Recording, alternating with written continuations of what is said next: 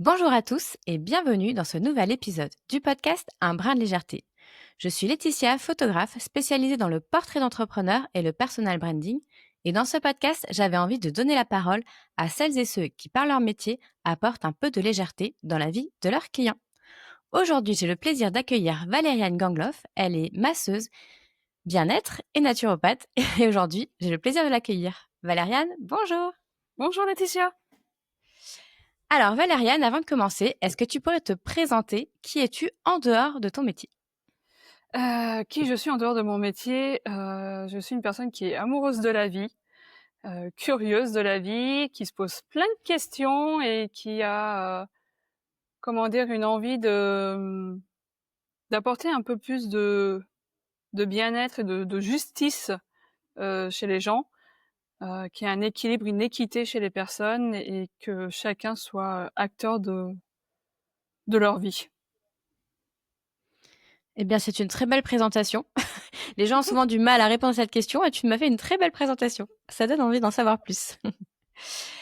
Du coup, tu es naturopathe et masseuse bien-être. Alors déjà, la naturopathie, est-ce que tu peux nous expliquer ce que c'est? Alors la naturopathie, c'est, une médecine alternative, une médecine douce. Et on vient, dans le cadre plus de la prévention, mais aussi quand, il y a une pathologie, une maladie chronique qui est bien installée, on vient accompagner en tant que naturopathe les personnes à prendre soin d'elles avec des méthodes naturelles. Dans les méthodes naturelles, de base, il y a l'alimentation, le faire du sport et tout ce qui est gestion des émotions et pensées, et croyances limitantes. Dedans, on va intégrer, l'accompagnement avec des plantes, avec tout ce qui est tisane, teinture mère, l'huile essentielle, avec les compléments alimentaires aussi. Vous avez les massages pour le bien-être corporel et tout ce qui est, technique énergétique. Donc, on parle beaucoup de l'EFT qui est une technique de libération émotionnelle ou protocole EMDR où, en faisant des acupressions ou un travail avec, le oculaire, ça va permettre de libérer des blocages, soit émotionnels, soit, de croyances limitantes. On va aussi travailler donc tout ce qui est sur l'énergie parce que tout est énergie, aussi bien l'alimentation que l'environnement, que ce qu'on regarde, ce qu'on mange, enfin ce qu'on lit pardon, engendre une énergie et il y a une autre sphère aussi qui est la constellation familiale. Tout ce qu'on a, reçu de nos ancêtres a un impact sur nous, positif comme négatif. Donc c'est aussi une porte que peut apporter, la naturopathie. Donc c'est en résumé, la naturopathie, c'est accompagner la personne à prendre soin d'elle avec des méthodes naturelles, de façon holistique. Holistique, ça veut dire quoi? Ça veut dire que, on va aller voir ce qui se passe au niveau corporel, quand il y a une douleur, par exemple, mais aussi ce qui se passe sur le plan émotionnel et mental. On prend en charge la personne dans sa globalité et non juste sur un point, comme on peut, faire certains médecins. Vous allez chez le médecin, vous avez mal au ventre, d'accord, vous allez prendre des médicaments, alors qu'il y a peut-être, trop d'émotions qui sont présents, en plus d'une alimentation qui n'est pas correcte. Oui, c'est vrai que souvent la médecine d'aujourd'hui, elle va soigner le symptôme, mais pas forcément chercher la cause. C'est ça. Alors c'est intéressant parce que j'avais pas cette vision que, la naturopathie c'était aussi complet que ça. Donc moi c'était plus sur tout ce qui était, nutrition finalement et habitude, mais pas, le massage par exemple. Je pensais que c'était quelque chose en plus que tu avais rajouté, mais finalement non, ça fait partie de la naturopathie. Ça fait partie de la naturopathie. Là où je me suis formée, effectivement, on a eu, une formation en massage avec des massages bien spécifiques et c'est quelque chose qui moi m'a beaucoup intéressée parce que c'est une porte qui est simple d'accès aujourd'hui pour les personnes. Beaucoup, vont facilement vers les massages et du coup, je me suis formée à des massages qui me parlent plus et qui sont beaucoup plus complémentaires avec la naturopathie que ce que j'ai pu voir en formation ou de ce qu'on voit, partout, chez les instituts de beauté ou autres masseurs, qui sont aussi, très professionnels, mais je voulais me démarquer. Alors justement, est-ce que tu peux nous parler de ta pratique de massage? Qu'est-ce que tu fais et qu'est-ce que ça apporte à tes clients? Alors, mes pratiques, du coup, je me suis formée au rituel alchimie des 4 saisons. Pourquoi? Parce que le le besoin corporel, ne sont pas les mêmes, selon les saisons. En été, on va avoir besoin de tout ce qui est hydratation, rafraîchissement, alors qu'en hiver, ça va être plus, côté chaleur et cocooning et ça, je pense qu'on l'a beaucoup oublié dans la société aujourd'hui où on vit tous les jours de la même façon. Bon, on sait qu'en hiver, il faut s'habiller un peu plus et avoir des repas un peu plus réconfortants, mais le besoin corporel va beaucoup plus en profondeur que ça. Donc du coup, là, à travers du rituel alchimie des 4 saisons, c'est vraiment accompagner le corps à et non seulement le corps, mais aussi le mental et les émotions, à bien vivre la saison et de passer de saison en saison. Donc du coup, c'est un rituel de 2 heures avec un bain de pieds reminéralisant pour, apporter tous les minéraux nécessaires au corps pour, passer d'une saison à une autre. Avec une réflexologie plantaire où je vais venir travailler sur un système en lien avec, l'organe en lien avec la saison. Donc là, c'est plus de la médecine traditionnelle chinoise. En hiver, je vais travailler sur le système rénal et un massage spécifique à chaque saison. Donc en hiver, ça sera spécialement des pierres chaudes. Donc ça, c'est le rituel alchimie des 4 saisons. Je me suis spécialisée aussi au massage du ventre émotionnel détox. Pourquoi? Parce que le ventre, maintenant on le sait, c'est le deuxième cerveau, qui est important. Ou, quand on a trop de rumination, cérébrale, ça vient jouer sur le niveau, intestin. Ce qui engendre aussi une alimentation de mauvaise qualité. On va des fois tendre plus sur l'alimentation industrielle, fast-food, alimentation dite émotionnelle. Donc c'est pas des bons nutriments pour, notre microbiote et donc ça va venir dérégler notre microbiote, mais aussi, dérégler le système nerveux. Donc tout est lié, et le massage du ventre va permettre vraiment de relancer enfin, le protocole que j'ai va permettre de relancer le mouvement intestinal de façon plus fluide et de libérer les émotions qui sont stockées, au niveau du ventre qu'on n'a pas libérées. Et j'ai le massage relaxant l'hémiscate, qui est un massage du corps où, avec le symbole de l'infini, on va venir, libérer l'énergie qui est bloquée aussi bien au niveau corporel, mental et émotionnel. Donc mon plus dans mes soins, de massage, c'est cette sphère holistique que je retrouve, qui est présente dans la naturopathie et qui est vraiment une libération, émotionnelle et mentale en plus des tensions corporelles qu'on apporte, à travers les massages. Merci. Justement, tu parles donc de libération des tensions par le massage. Est-ce que concrètement, tu peux nous expliquer aussi en quoi un massage peut apporter du bien au corps ou au corps entier ou à l'esprit et cetera? Est-ce que tu sais quel mécanisme rentre en ou pas? Hem, est-ce que tu peux reformuler ta question? En fait, un massage, c'est vrai qu'on a cette sensation que, ben, on sait qu'un massage, ça va nous relaxer, pardon, mais est-ce qu'il y Mmh, a vraiment une autre action, ouais. qui en découle derrière? Alors, de base, c'est vrai que les personnes vont, prendre rendez-vous pour un massage dans le but de se relaxer, dans le but de libérer une tension. Alors là, je vais penser aux sportifs qui vont se faire masser pour libérer les tensions au niveau des mollets, par exemple. Donc c'est vraiment dans le but de libérer des tensions corporelles qu'ils ressentent à ce moment-là. Heu, pour ma part, comment expliquer ça? Alors, j'interviens aussi dans un spa qui me permet d'avoir un peu plus d'expertise, dans l'accompagnement des clients et dans ce que je peux percevoir. C'est que beaucoup de gens savent qu'ils ont des tensions au niveau du dos parce que c'est une tension qui est, courante. On est tous devant les ordinateurs et on est tous sédentaires donc c'est quelque chose de courant. Mais des fois, ils disent: «Non, non, j'ai pas de tension» et quand je vais les masser, moi, je sens les tensions. Au niveau du dos, des trapèzes ou même au niveau des jambes. Donc eux, ils ont pas cette notion-là parce qu'ils sont habitués à avoir un peu cette, petite douleur au quotidien où au fur et à mesure, ils n'ont plus la conscience de la présence de cette tension et des fois, ils viennent en me disant: «Voilà, on veut être relaxés». Sauf que même si c'est un souhait de leur part, le massage va pouvoir donner, après de l'énergie. tout dépend de ce que le corps a besoin. Si après un massage, voilà, les tensions, les énergies sont débloquées et tout, ça va pouvoir apporter une énergie et après un massage se retrouver, être, à fond et à vouloir faire, je sais pas, le nettoyage chez soi, par exemple, à fond les ballons. Mais ça peut aussi apporter, de la détente, de la relaxation et d'être complètement, je dirais pas vidé, mais vraiment avoir ce côté de légèreté qui fait qu'on a besoin de se reposer.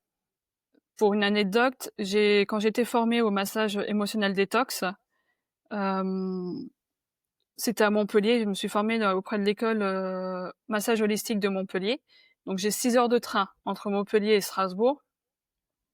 Plus j'avançais vers Strasbourg, plus j'étais fatiguée. Je suis arrivée chez moi, j'ai fait 2 pas, je suis allée me coucher. J'ai dormi 2 heures. Parce que le massage sur les 2 jours de formation, ça m'a libéré des choses.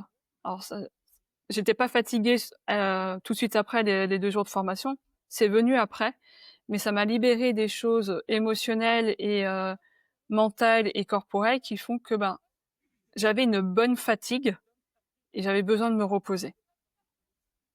Donc ça dépend de ce que il convient de pas avoir d'attente par rapport à un massage, d'avoir un souhait: «Oui, je veux me relaxer, je veux enlever des tensions, je veux avoir de l'énergie», mais c'est se laisser, la porte ouverte et découvrir le bienfait du massage que ça peut apporter et d'être à l'écoute de son corps, soit se reposer, soit, avoir de l'énergie et prendre sa journée pour faire, des choses qu'on n'a pas le temps de faire. Donc finalement, le massage, c'est pas, seulement juste un petit moment, pour soi, c'est vraiment un cadeau qu'on fait à notre corps pour, se sentir mieux au quotidien. C'est ça, c'est un moment pour soi, englobé d'un cadeau, tout à fait. Trop chouette. Par rapport à la naturopathie, du coup, ça englobe, quand même pas mal de choses. Donc justement, comment se passe une séance avec toi? Comment tu sais vers quoi tu vas, guider en fait tes clients? Alors comment ça se passe avec moi? La première séance en naturopathie, c'est toujours un bilan vital. C'est-à-dire que la personne prend rendez-vous pour une séance d'1 heure et demie et où on échange, où elle va me donner sa problématique, sa volonté, pourquoi elle vient me voir, comment moi je peux l'accompagner et derrière ça va être, tout un questionnaire de connaître un peu l'ensemble de la personne. Est-ce qu'elle a des problèmes, au niveau cardiovasculaire? Est-ce qu'elle a des problèmes au niveau digestif? Au système nerveux aussi? Toutes les sphères qu'on peut voir, on va les voir ensemble, on va creuser. On va aussi poser des questions sur, les antécédents familiaux pour voir si c'est quelque chose d'héréditaire ou non. Sur la sphère professionnelle et familiale, savoir s'il y a un environnement qui est positif ou négatif. Donc voilà, c'est vraiment un ensemble, de questions pour mieux comprendre le client et savoir comment moi je peux l'accompagner au mieux par la suite. Et après, soit il peut, venir pour des consultations, de suivi par rapport à des objectifs que je vais pouvoir, lui transmettre avec, des compléments alimentaires, avec, une meilleure alimentation et voir s'il voit un changement.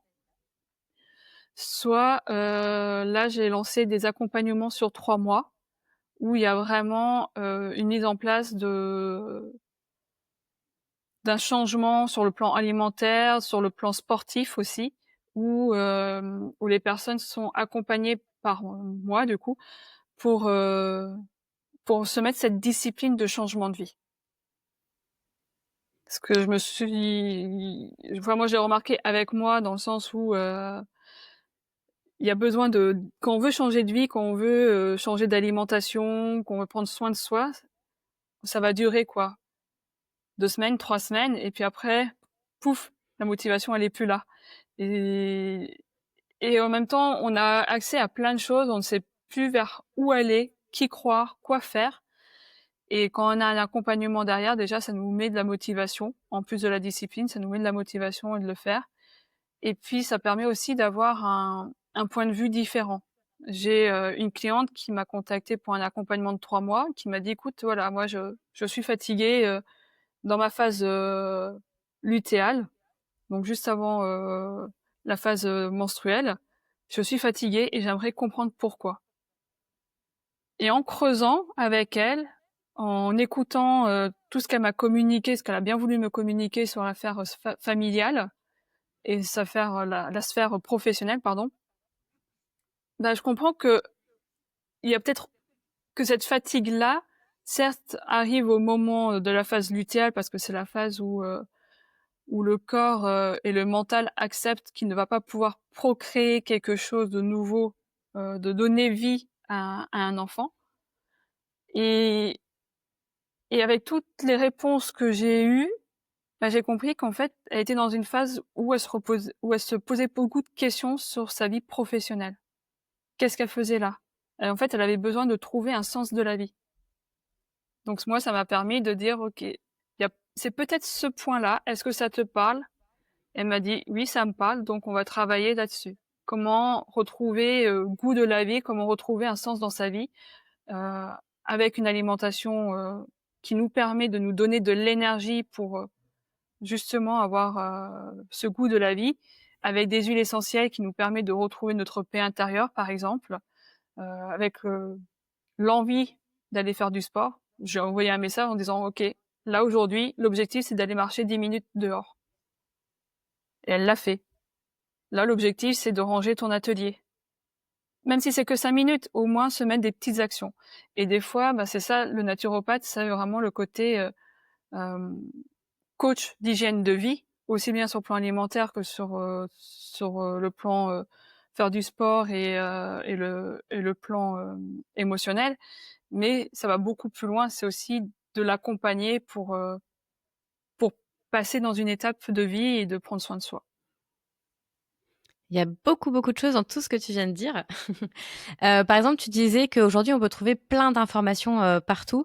Justement, quels conseils tu donnerais aux gens pour, bah, pas se laisser avoir? Parce qu'aujourd'hui, par exemple, on entend, faut pas prendre de petit déjeuner, faut faire le jeûne intermittent. D'autres qui disent: «Le petit déjeuner, c'est le plus important», ou il y a plein d'autres choses, on entend vraiment, le tout et son contraire. Donc, quel est ton conseil pour bien choisir pour soi? J'ai envie de dire, je reprends c'est ce qu'a dit Bénédicte, hein, c'est ça, celle que tu avais interrogée, Oui. c'est écouter son corps. Je la rejoins à 10 000 c'est écouter son corps, c'est apprendre à se connaître, apprendre à se connaître, et ne pas avoir peur d'investir sur soi. Effectivement, on entend tout et son contraire, dans de pas manger le matin, de manger le matin. Dernièrement, moi, j'avais vu, c'était, une histoire de si on mangeait pas le matin, c'est parce qu'en haut, le corps avait trop de cortisol, donc sécrétait trop, une hormone, le cortisol, qui était, responsable du stress et qui ne faisait qu'on ne mangeait pas le matin. Mais en fait, ça dépend des personnes.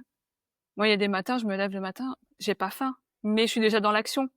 Il y a d'autres matins où j'ai plus envie d'être, à faire ma méditation et à manger, quelque chose qui me fait plaisir, un peu plus sucré que d'habitude. Enfin, il convient de s'écouter et de prendre plaisir à ce qu'on fait. Alors bien sûr, ne pas non plus être tout le temps à manger, de l'industriel ou du fast-food tous les jours, mais vraiment, s'écouter, investir en soi. Pareil, aujourd'hui, on entend tout et son contraire sur les compléments alimentaires. Hem, alors bien sûr, avant de partir sur des compléments alimentaires, toujours faire un bilan sanguin pour voir, si, on n'est pas en carence. Donc ça, c'est, avec, le médecin généraliste qui livre l'ordonnance pour un bilan sanguin. Hem, mais c'est prendre, des compléments alimentaires quand on sent qu'on en a besoin aussi et si ça marche pas, c'est pas une question enfin, comment dire? Hem,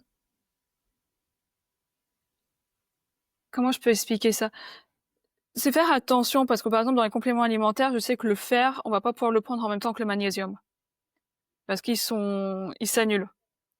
Donc il convient de savoir ça, de savoir, bah, OK, là, je prends le magnésium maintenant, dans 4 heures, je pourrais prendre le fer ou inversement, je prends le fer maintenant et dans 4 heures, je prendrai le magnésium. Donc c'est juste avoir des connaissances pour prendre au mieux les compléments alimentaires. Faire attention aussi parce qu'aujourd'hui on est et je le comprends, hein, on est à la recherche, du prix le plus bas. On a envie de faire des économies et tout ça, ce que j'entends tout à fait, mais par contre, le le complément alimentaire qui est au prix le plus bas n'est pas forcément le meilleur. Comme un complément alimentaire qui coûte 500 € n'est pas forcément le meilleur non plus. Parce que ça dépend de notre métabolisme, ça dépend de notre, état mental aussi, comment on est, de notre environnement. Donc, c'est s'investir, ne pas avoir peur de prendre soin de soi, tout en étant accompagné aussi bien par la médecine conventionnelle que par la médecine alternative. On a vraiment un travail en synergie à faire avec les médecins conventionnels pour accompagner au mieux, les personnes à prendre soin d'eux. Donc ça, c'est un sujet important, c'est que, on ne remplace pas la médecine, traditionnelle évidemment. C'est juste en support, en complément, à côté. C'est plus du préventif que du soin.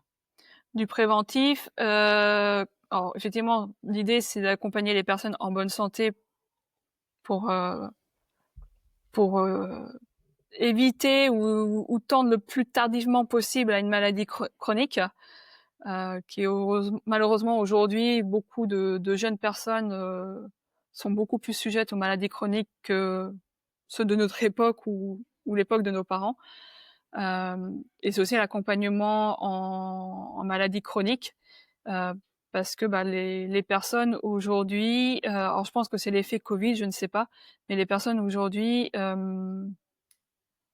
se tournent de plus en plus sur du naturel, sauf que quand il y a des médicaments qui sont déjà mis en place, on peut pas faire tout et n'importe quoi et on a besoin de la médecine conventionnelle pour comprendre les interactions et d'accompagner au mieux les personnes. Donc, grosso modo, toujours se faire accompagner. Oui, Heu, OK, et toujours. en plus, de toute façon, je pense que c'est quelque chose d'important parce que moi, c'est l'exemple que je donne toujours à un sportif de haut niveau. Bah, même si finalement il est champion, du monde, que c'est le meilleur, il se fait toujours coacher parce qu'on a toujours besoin de quelqu'un d'extérieur pour mieux s'analyser parce qu'on a du mal à être, totalement objectif avec nous-mêmes, finalement. C'est ça et même un thérapeute, même un naturopathe ou un masseur, bien-être, il se fait accompagner pour, mieux accompagner les clients. Et ça, je tiens à le souligner parce qu'aujourd'hui, le marché du bien-être est un marché, porteur où on a pas mal de gens qui se lancent là-dedans et il convient alors moi, je sais, hein, dès que j'ai un souci, enfin un problème qui me titille parce qu'on attire des clients qui nous ressemblent donc des fois, ça va nous ouvrir des blessures qu'on pense avoir guéries et la blessure, elle s'ouvre à nouveau. Ben, c'est d'aller, voir un autre, spécialiste du bien-être pour prendre soin de nous. C'est aussi toujours, apprendre des choses, se mettre toujours, à la page des évolutions parce que, ben, les compléments alimentaires aujourd'hui n'étaient pas les mêmes il y a 10 ans dans l'évolution, dans les interactions. Pareil sur l'alimentation, à l'époque, on parlait du régime méditerranéen, avec, des légumes, des huiles, peu de viande, peu de laitage et tout. Maintenant, aujourd'hui, ça s'appelle le régime anti-inflammatoire. Donc voilà, c'est toujours être, attentive et à l'écoute de ce qui se passe et des évolutions pour, heu, pour mieux accompagner les clients et travailler sur soi pour, mieux accompagner les clients également. Oui, c'est vrai que se faire accompagner par quelqu'un de compétent, c'est important parce que comme tu le dis, c'est un marché, porteur. Alors ça peut être, positif ou négatif parce qu'il y a aussi des gens, bah, qui sont là pour, faire de l'argent. Tu parlais des compléments alimentaires avant, des mauvais, pas chers ou même très chers. En fait, c'est un vrai business aujourd'hui et c'est difficile d'avoir même les vraies informations, parce qu'évidemment chacun va donner, les meilleures informations sur son produit, mais au final, c'est difficile de s'y retrouver. Oui, tout à fait et ça pour, une anecdote, j'ai fait le salon bio bien-être, médecine alternative, de Strasbourg et j'ai été démarchée par, 2 personnes qui travaillent pour une société. Alors les 2, c'était marrant, ils travaillaient pas pour la même société, mais faisaient la même chose. La société, c'est, de faire, des bilans sanguins de sang séché. Donc le client, vient ponctionner un peu de sang au niveau du doigt, envoie le sang séché à un laboratoire qui est en Norvège ou en Suède et au retour, il reçoit une analyse micronutritionnelle, donc voir quelles sont les carences en nutriments. Et derrière, le spécialiste va proposer les compléments alimentaires de ce laboratoire. Évidemment. Et c'est vraiment un marché qui est de plus en plus porteur et effectivement, il y a tout le monde qui se lance là-dedans et on sait plus qui croire, quoi faire, comment faire. Donc s'écouter, apprendre à se connaître et être accompagné, bien accompagné, aussi bien avec les médecins traditionnels et les médecins alternatifs et investir en soi, ne pas avoir peur d'investir en soi et d'être confiant que ça va être porteur. Le résultat n'est pas forcément immédiat. Aujourd'hui, on est trop dans l'impatience. On veut perdre du poids, oui, on espère que demain on perd 5 kilos. Non, c'est pas comme ça que ça fonctionne. Donc retrouver de la patience et la confiance en soi. Merci. Du coup, justement, quels sont les clients types qui viennent chez toi ou est-ce que tu as une spécialité dans, en fait, quand est-ce qu'on doit venir te consulter finalement? Alors là, c'est ce que j'ai remarqué en accompagnement en naturopathie, c'est les personnes qui sont en transition de vie. Soit parce que bah effectivement sur le plan professionnel ils sont perdus et ils aimeraient mettre en place une meilleure alimentation, retrouver l'envie d'aller travailler, l'envie de d'avancer dans leur vie. Donc effectivement ils peuvent venir vers moi parce que bah, avec les massages ça permet de libérer des blocages comme dit émotionnel et mental parce que des fois quand on a envie on est un peu dans le mental à dire est-ce que c'est pour moi, est-ce que c'est pas pour moi, est-ce que j'y vais, est-ce que j'y vais pas. Donc pouvoir lâcher ces croyances limitantes. Euh, j'ai une personne que j'accompagne qui est dans la sphère cycle menstruel où elle passe dans la ménopause. Donc il y a tout un changement corporel qui se met en place. Donc avec la naturopathie, je l'accompagne sur l'alimentation, sur les compléments alimentaires et le bien-être physique. Là, j'ai une cliente qui est venue qui a appris qu'elle a une maladie chronique. Donc quoi mettre en place, pareil, pour mieux l'accompagner dans cette nouvelle étape de vie. Donc c'est donc les personnes qui viennent là de ces derniers temps, c'est vraiment la transition de vie, l'hypersensibilité, parce que c'est un sujet qui me tient énormément à cœur.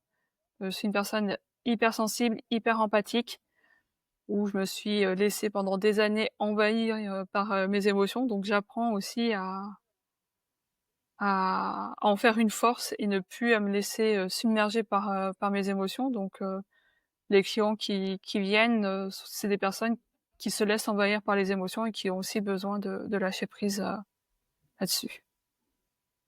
Alors c'est intéressant parce que justement, tu dis les hypersensibles. Personnellement, je vois pas le lien entre la naturopathie et l'hypersensibilité. Effectivement, j'aurais très bien vu pour la ménopause, ce genre de choses, parce que c'est biologique finalement. L'hypersensibilité, pour moi, personnellement, c'est plutôt la tête ou l'émotionnel. Donc, explique-nous un peu qu'est-ce que tu peux faire, comment tu agis là-dessus. Effectivement, c'est la tête ou les émotions. Une personne qui est hypersensible, c'est une personne qui va réfléchir à pas mal de choses, qui va se refaire le scénario d'une histoire 36 000 fois et qui va lui donner différentes versions. Alors après, je vais pas aller plus en profondeur sur les hypersensibles. Il y a différentes sphères d'hypersensibles. Pour ma part, je suis capable de ressentir quand une énergie change dans un environnement de travail, quand il va y avoir une évolution professionnelle, un changement avant l'heure. Et c'est un peu déroutant parce que je l'ai vécu 2 fois dans ma vie professionnelle et même si c'était pas là tout de suite, c'est arrivé quelques mois après, il y a eu ce que je sentais est arrivé.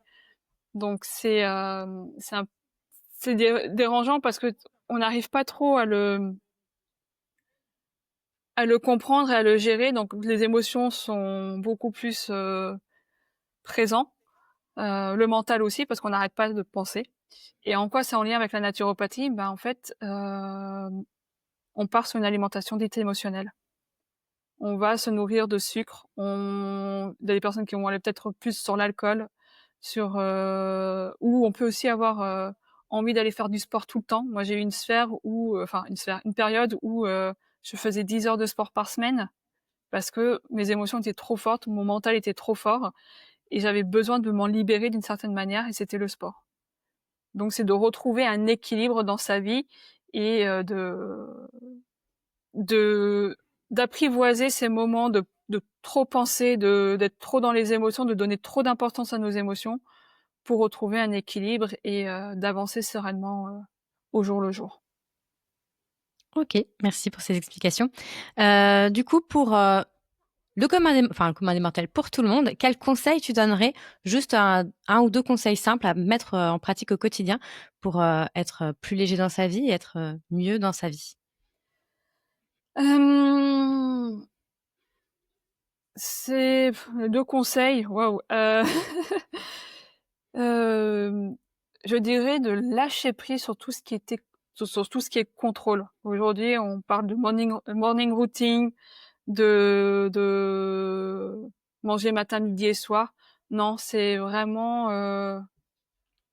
je reprends ce qu'a dit Bénédicte, hein, c'est vraiment écouter son corps, et d'avoir une hygiène de vie importante dans la journée, mais ne pas forcément, avoir ce contrôle-là. Lâcher l'emprise en disant: «Bah, oui, là, j'ai faim maintenant, ben, si on peut, on va manger maintenant». Pas, pas dire: «Ah bah, il est midi, il faut absolument que je mange». Non, c'est vraiment s'écouter et et avoir un peu un côté, discipline, on va dire, dans le sens où on est aussi une société où on est beaucoup dans la sédentarité. Juste aller marcher 5 ou 10 minutes par jour. Alors bien sûr, hein, par rapport au quotidien, dans ce qu'on peut, parce que je sais qu'il y a des clients ou des familles où c'est compliqué, mais d'aller marcher, 5-10 minutes, dehors, ça fait du bien. Juste ça, avoir cette discipline-là, au quotidien, ça change beaucoup. La sédentarité, c'est vraiment un vrai fléau dans le sens où, bah, moi, je fais justement 10 heures de sport par semaine, mais à côté de ça, je marche moins de 2 kilomètres par jour. Enfin, je bouge pas, je suis assise, derrière mon écran toute la journée et c'est vrai que c'est même les sportifs aujourd'hui, enfin, les gens qui se Mmh. disent sportifs sont finalement trop sédentaires et c'est vraiment quelque chose au quotidien qu'il faut qu'on travaille là-dessus. Mmh. Et tu as dit autre chose qui m'a interpellée, mais j'ai oublié. Tant pis, c'est pas grave. Est-ce que tu as une idée reçue que, tu as envie de casser sur la naturopathie? Oui. Alors, c'est une idée reçue, je sais que et je l'entends tout à fait et je le respecte tout à fait. Aujourd'hui, on est, comment dire? Surveillé par le gouvernement parce qu'il y a eu des dérives, et je l'entends, hein, je le comprends tout à fait. Après, il y a aussi des personnes qui font ces métiers-là, qui sont naturopathes et qui ont vraiment à cœur de prendre soin des gens, enfin d'accompagner les gens à prendre soin d'eux, sans avoir cette notion de dérive. Donc j'ai envie de donner un petit conseil, c'est d'être vraiment attentive à ce qu'on ressent quand le client va voir un thérapeute, un naturopathe.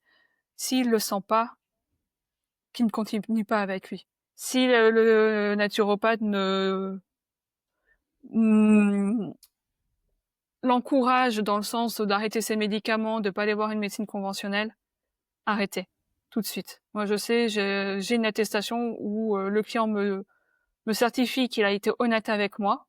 Mais par contre, effectivement, si c'est une maladie chronique ou un cancer et que derrière il me dit: «Bah, j'arrête, la médecine conventionnelle», moi je refuse systématiquement le suivi. Donc c'est voilà. Oui, c'est ça, on le rappelle, c'est, un complément à la médecine Mmh, traditionnelle et après des dérives, en fait, le problème, c'est qu'il y en a un peu partout, hein. Il y en a dans tous les milieux. mais Même tout à fait. on en parlait avant des compléments alimentaires, même les médicaments. Aujourd'hui, il y a des démarcheurs qui vont chez les médecins pour, bah, souscrivez ce médicament plutôt que celui-là et ils ont de l'argent derrière. Donc c'est vrai que des dérives, il y en a malheureusement partout, aujourd'hui. Et effectivement, donc tu disais, se sentir la personne en face. Je pense aussi qu'il faut garder son esprit critique quoi qu'il C'est arrive, hein, ça. que ce soit Mmh, même face à un médecin ou n'importe quoi. Garder son esprit critique et et voilà, chercher des informations, Mmh, à droite à gauche, voir si on est en phase avec, ce qui se passe. tout à fait. Super. Du coup, ton métier, c'est aussi, de l'entrepreneuriat finalement. Est-ce que tu peux nous raconter un peu ton parcours? Oui, du coup, je me suis lancée en tant qu'entrepreneuse en 2022 après avoir, été diplômée en naturopathie. Heu, c'est quelque chose qui m'a toujours appelée, peut-être parce que dans ma famille, on a cette fibre, entrepreneur, mais aussi parce que, j'ai jamais réussi à trouver ma place en tant que salariée. Alors j'ai eu des très, très belles expériences dans les entreprises et merci à toutes les entreprises qui m'ont donné, ma chance, et qui m'ont fait confiance. Mais il y a eu un moment donné où je tournais en rond et il y avait un épuisement parce que je me disais: «Mais qu'est-ce que je fous là?» donc l'entrepreneuriat, c'est quelque chose qui m'a toujours, appelée et là, maintenant, je suis à mon compte depuis, 2024, à 100 à mon compte c'est une très belle expérience, déroutante, pas simple tous les jours, mais qui nous fait tellement grandir, moi, en tout cas, ça m'a fait grandir, où, j'ai appris plein de choses sur moi, ça m'a permis de rectifier des choses. On est continuellement dans l'apprentissage, que ça soit aussi bien pour le cœur du métier, la naturopathie, les massages, que pour apprendre à gérer une entreprise, que pour, savoir ce qui se passe au quotidien aussi, parce que, ben, on dépend beaucoup de ce qui se passe, au niveau, gouvernemental et sociétal. Hem Et c'est un inconfort qui nous permet de mieux, traverser la vie, on va dire et de mieux vivre avec la vie parce qu'en fait, la vie n'est pas linéaire comme on le croit quand on est salarié. Effectivement, ça, c'est vraiment quelque chose, qui change beaucoup. C'est quand on est salarié, on se pose pas la question, c'est 5 jours par semaine, on doit se lever à la même heure et cetera et du coup, c'est quelque chose de positif dans l'entrepreneuriat, c'est qu'on peut un peu choisir un peu, genre moi aujourd'hui les week-ends, bah, je sais pas ce que c'est, mais en même temps, si un jeudi, j'ai pas envie de travailler, je vais pas travailler, je vais vraiment m'adapter. Mais d'un autre côté, on a aussi ce truc de, bah, aujourd'hui j'ai pas envie, ben, j'ai quand même des choses à faire, faut quand même un peu se pousser. Donc il y a vraiment les 2 revers de la médaille, il y a du positif et du négatif. Tout à fait. Et justement, quelle est la plus belle chose de l'entrepreneuriat de ton expérience aujourd'hui? C'est mieux me connaître et de rencontrer des gens que tu rencontres pas forcément, quand tu es salarié, en fait. Parce que salarié, on reste dans la même entreprise, on évolue, on va changer de service, voilà, mais c'est une famille qu'on connaît bien en quelque sorte, alors que l'entrepreneuriat, c'est de permettre d'agrandir sa zone de confort. J'ai pas envie de dire sortir de sa zone de confort, mais d'agrandir sa zone de confort et de rencontrer des très belles personnes comme toi, comme j'ai eu la chance de te rencontrer, pour échanger nos tips, pour se soutenir aussi et faire fonctionner, le monde de l'entreprise et nos entreprises, quoi. Et le plus difficile? Le plus difficile, c'est d'agrandir sa zone de confort. C'est la peur qui est là. C'est est-ce que j'y vais pas. C'est se poser la question est-ce que je vais arriver le fin de mois ou pas. C'est En vrai, ça, on a vraiment toujours sur chaque chose, on a les 2 facettes de la médaille, quoi. c'est On est ça, content parce qu'on apprend plein de choses, mais en même temps, bah, faut se donner l'énergie de sortir de sa zone de confort. On rencontre plein de nouvelles personnes, mais en même temps, on est un peu seul dans notre activité. Il y a vraiment à chaque fois les 2 revers de la médaille, et c'est en vrai, ça. l'entrepreneuriat, c'est du développement personnel puissance 1000, quoi. Tout à fait. Un très bon développement personnel pareil, il y a à boire et à manger là-dedans, mais prendre ce qui nous résonne pour grandir, quoi. C'est ça. L'entrepreneuriat, moi, ça m'a fait complètement grandir. Totalement. Et puis justement, c'est pas linéaire puisque, vraiment ça évolue, d'un jour à l'autre. C'est ça, on avance d'un pas, on recule de 2 pas, mais c'est pour mieux avancer et mieux se connaître et mieux, accompagner après, les clients par la suite. Et quel conseil, tu aimé avoir quand tu t'es lancée? Alors quand je me suis lancée vraiment à 100 c'est de me reposer au début. Parce que j'ai quitté un salariat où j'étais partie épuisée, j'ai fait, un burn-out et j'ai continué dans mon fonctionnement, la tête en première, on avance, on se pose pas trop, on fait des formations de massage et tout ça, on continue, à travailler parce que j'intervenais et j'interviens toujours dans un spa et alors qu'en fait, j'aurais dû faire au moins 1 mois de repos et de poser, les objectifs, de poser un calendrier. Moi qui suis une personne très organisée, hem j'ai quitté dans un état tellement de fatigue que tout ce qui était organisation, tout ce qui était, calendrier, je voulais plus en entendre parler et j'ai mis du temps à retrouver mon rythme, et à pouvoir anticiper des objectifs. Par exemple, le calendrier éditorial sur Instagram, ben, j'ai toujours pas fait correctement, mais d'arriver à anticiper, ça, de se prendre une journée pour faire que ça, par exemple, voilà. Avoir vraiment ces conseils-là de base pour, l'entrepreneuriat. OK, merci. Du coup, on a un petit peu fait le tour de tout ça. Est-ce que tu as encore des choses à rajouter? Des points que tu as envie de partager avec nous sur la naturopathie ou l'entrepreneuriat? J'aurais juste envie de vous dire, de faire confiance, d'investir en soi parce que tant qu'on prend pas soin de soi, le reste ne va pas fonctionner. C'est vraiment la base, c'est avoir une bonne alimentation. Alors je vais pas partir dans des extrêmes, hein, mais vraiment une alimentation saine, tout en se faisant plaisir aussi de temps en temps, en étant dans un bon environnement. Hem, Apprendre des nouvelles choses sur soi ou des nouvelles choses qui vont, nous améliorer notre vie aussi. Ça, c'est plus la sphère, entrepreneuriat. Fera que, ben, les gens peuvent que évoluer par la suite. Et qu'est-ce que tu fais toi au quotidien pour, alléger, apporter de la légèreté dans ta vie? Mmh, Qu'est-ce que je fais au quotidien? Alors déjà, je commence à marcher, enfin, ça fait plus d'1 mois où je marche tous les jours 10 minutes. Donc vraiment, ça me permet de souffler.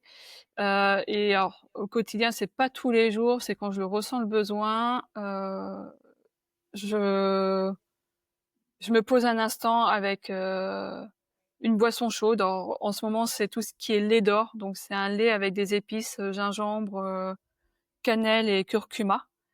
Donc des épices qui viennent réconforter et réchauffer l'intérieur du corps et je pars un peu en méditation. J'écris un peu ce qui se passe dans ma vie pour arriver à me recentrer aussi sur moi, à ce que je veux, ce que je ne veux plus, pour, justement apporter plus de légèreté, les jours d'après.